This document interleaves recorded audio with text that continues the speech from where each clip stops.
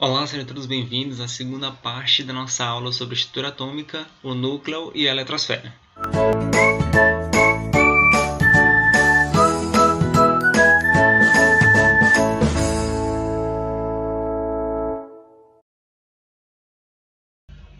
Já vimos que a eletrosfera é a região do átomo onde se encontram os elétrons. Então vamos conhecer agora um pouco mais sobre a eletrosfera. O primeiro, vamos estudar o número quântico principal, que é representado por N. Esse número quântico principal é também conhecido como nível de energia ou camada de energia. E atualmente existem 7 níveis ou camadas de energia. Observe na figura, na qual tem essa representação do núcleo de carga positiva, e ao redor do núcleo tem-se as eletrosferas, que são as 7 camadas ou 7 níveis de energia.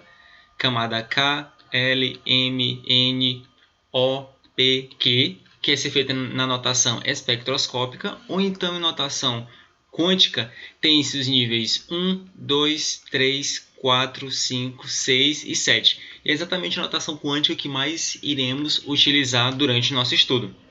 Ok?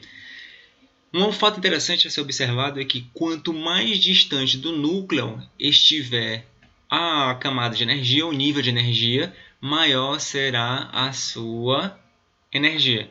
Ou seja, o elétron que estiver na camada mais externa significa dizer que ele é o mais energético. Segundo a regra de Rydberg, cada nível de energia pode conter um número máximo de elétrons, na qual é representado pela fórmula 2n elevado a 2, na qual o n se refere ao nível de energia. Então vejamos, para o nível 1, o n é igual a 1. 1 elevado a 1 ao quadrado dá 1. 1 vezes 2, 2. Então o nível 1 comporta no máximo 2 elétrons. O nível 2, 2 elevado a 2, 4 vezes 2, 8. Então o nível 2 pode conter no máximo 8 elétrons. Nível 3, 3 elevado a 3, 3 vezes 3, 9 vezes 2, 18. Então comporta no máximo 18 elétrons. O nível 4, 4 vezes 4, 16, vezes 2, 32, então comporta no máximo 32 elétrons. O nível 5, 50 elétrons. E o nível 6, 72 elétrons. Então, já sabemos o que é o número quântico principal, que se refere aos níveis de energia. Vamos ver, então, o número quântico secundário, representado por um L minúsculo. O número quântico secundário ele pode ter dois significados. Um para o elétron, na qual determina o subnível de energia onde se deve encontrar dentro de um nível de energia N, que pode ser nível 1, nível 2, nível 3, nível 4, nível 5, nível 6 ou nível 7. Já para o orbital, esse número quântico secundário ele define a forma geométrica do orbital ou da nuvem eletrônica. Vejamos. Nessa tabela, representa os subníveis de energia, que é o subnível S, P, D e F, na qual o subnível S tem a denominação Sharp, P principal, D difusa e F fundamental. E quais são os valores? O subnível S tem valor de L igual a 0, o P tem valor de L igual a 1, o D o valor de L igual a 2 e o F L igual a 3. Quanto às formas dos orbitais, o subnível S ele tem um formato esférico, o P dilobular, o D tetralobular e o F complexa. Aí você pode estar se perguntando, professor, mas o que é esse formato de lobular, tetralobular, complexa, que eu não estou conseguindo entender? Calma, vamos já compreender. Só uma observação antes. O valor de L pode assumir 0, 1, 2, 3 até N-1. Vamos ver então quais são os formatos dos orbitais. Para o subnível S, o orbital S, ele tem um formato esférico, tá? Então é um único orbital esférico. O P ele tem um formato de lobular, como pode ser observado, que são dois lobos, por isso que é chamado de dilobular. Então são três orbitais P, que é o PX, o PZ e o PY. Quanto ao subnível D, existem 5 orbitais, que é o dx ao quadrado menos y ao quadrado, o dxz, o dz ao quadrado, dyz e o dxy. Não precisa decorar ou aprender essa parte, porque isso não vai ser importante para nós. Para nós vai ser importante só saber que existem 5 orbitais no subnível D. Por que tetralobular? Veja que são 4 lóbulos. 1, 2, 3, 4. 1, 2, 3, 4. Em quaisquer um desses formatos tem 4. Esse aqui que é o mais complexo, que é o DZ, mas é tetralobular. O F ele já apresenta 7 orbitais, tá? Que tem essa representação mais complexa, e são 7. E só relembrando, o que são orbitais? Orbitais é a região onde é máxima a probabilidade de se encontrar um elétron. Então, no subnível S, tem uma região onde é máxima a probabilidade de se encontrar um elétron. No subnível P tem 3, no subnível D tem 5 e no subnível F tem 7. Além do número quântico principal e do número quântico secundário, tem-se ainda o número quântico magnético, representado por ml, e ele tem 2 significados distintos. O primeiro, que é para o elétron, ele indica o orbital onde se encontra dentro de determinado subnível de energia. Já para o orbital, ele determina a orientação espacial que adota quando o átomo é submetido à ação de um campo magnético externo. Acalme-se, a gente só vai precisar utilizar esse significado para o elétron, mas precisamos saber que existem esses 2 significados. Vejamos. Para cada subnível L, o ml, que é o número quântico magnético, ele pode ter valores permitidos. 0, mais ou menos 1, mais ou menos 2, até mais ou menos L. Vamos deixar isso mais claro. Vejamos. Sabemos que o número quântico magnético secundário ele pode ter o valor 0, o valor 1, o valor 2 e o valor 3.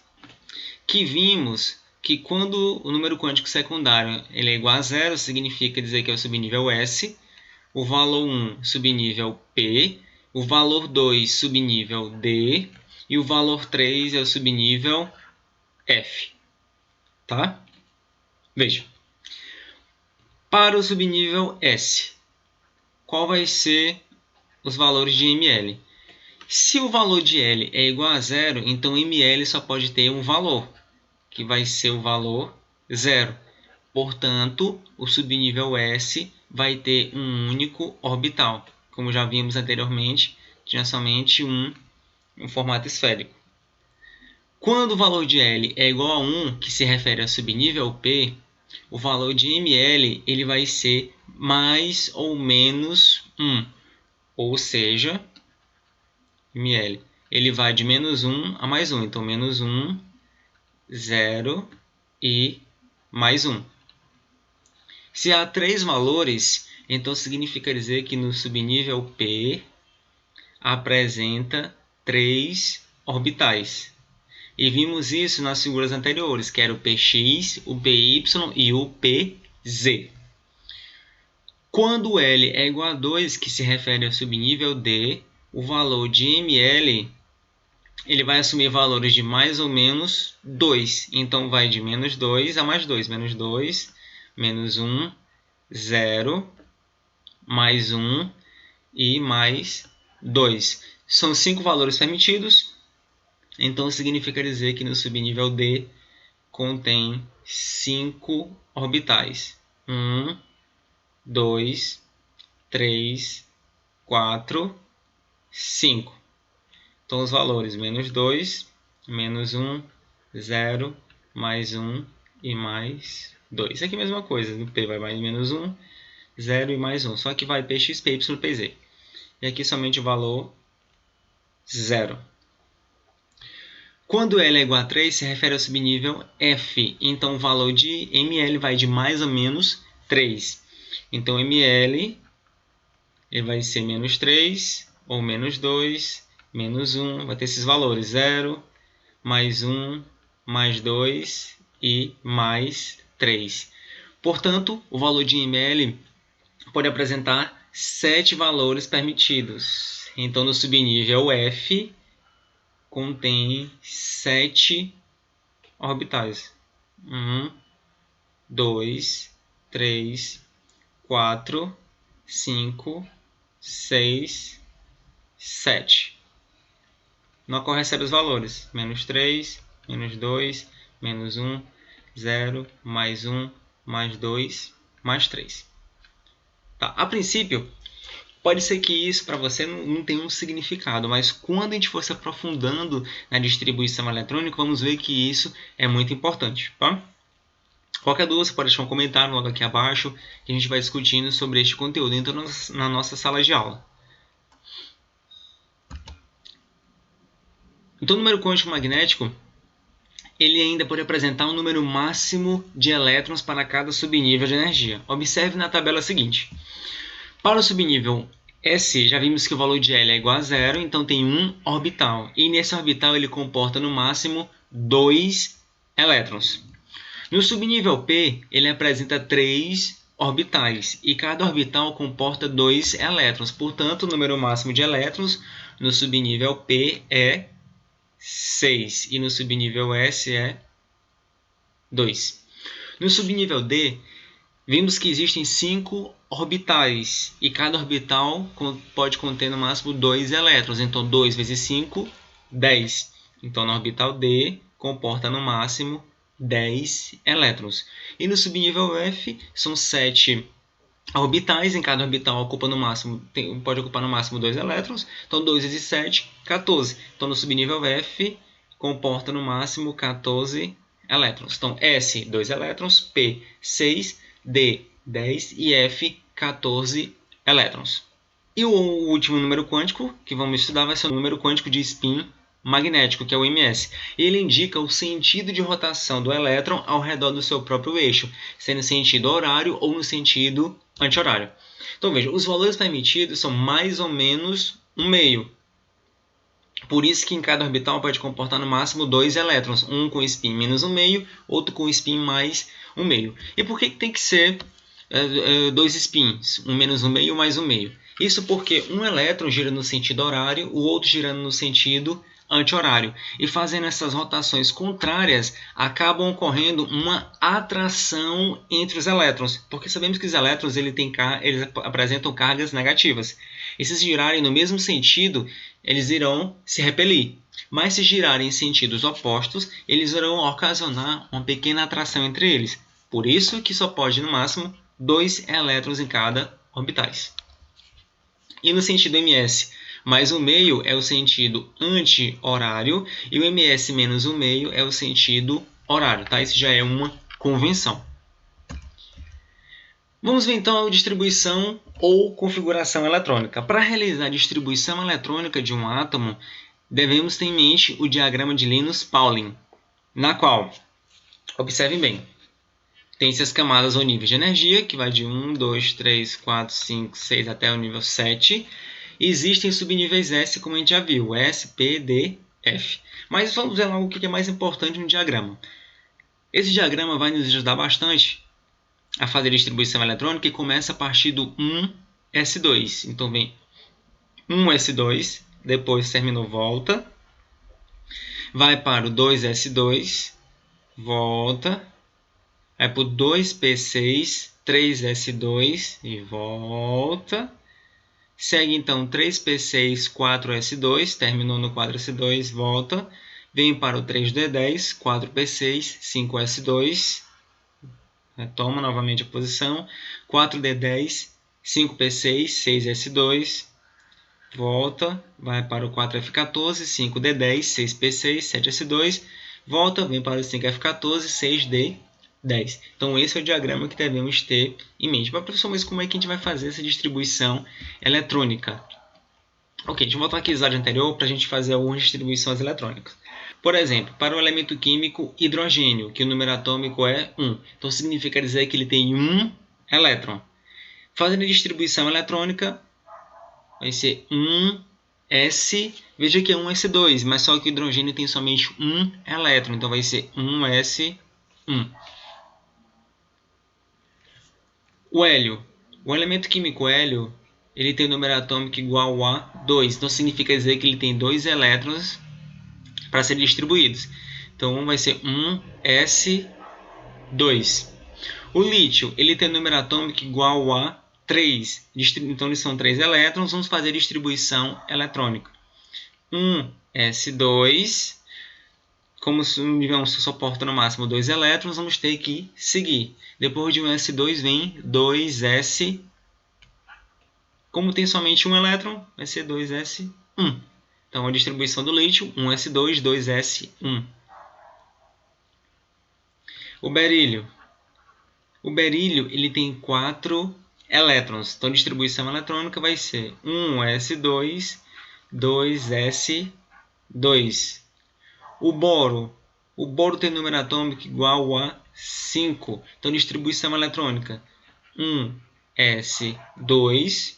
Depois 2S2. Já foram 4 elétrons. Depois de 2S2, vem para 2P6. Só que não tem 6 elétrons. Só tem mais um elétron para ser distribuído. Então, vai ser 2P1. E assim sucessivamente. Vamos ver mais alguns exemplos. Agora para o elemento químico carbono. O carbono tem número atômico igual a 6. Então, a distribuição eletrônica vai ser 1S2, 2S2, 2P. Faltam mais 2 elétrons para 6. 2. Ah, professor, mas até aí está muito fácil. Vamos pegar um mais complexo? Vamos sim. Vamos lá então para o cloro 17. São 17 elétrons para ser distribuídos. Então, começando, vem 1S2, 2S2, depois 2P6, já foram 2 mais 2, 4, mais 6, 10, faltam 7 elétrons. Depois de 2P6 vem 3S2, depois 3S2, em 3P, já foram distribuídos 12 elétrons, para 17 faltam 5, então 2P5. Tá, pessoal? Uma coisa muito importante é com relação à camada de valência. O que é a camada de valência? A camada de valência é o último nível que foi preenchido com elétrons.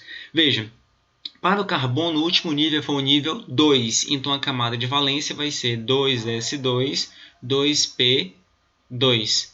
Para o cloro, o último nível que foi preenchido com elétrons foi o nível 3. Então, 3S2, 3P5 vai ser a sua camada de valência. A camada de valência do carbono tem 4 elétrons e a camada de valência do cloro tem 7 elétrons. Mais à frente, a gente vai ver a importância de saber a quantidade de elétrons em cada camada de valência.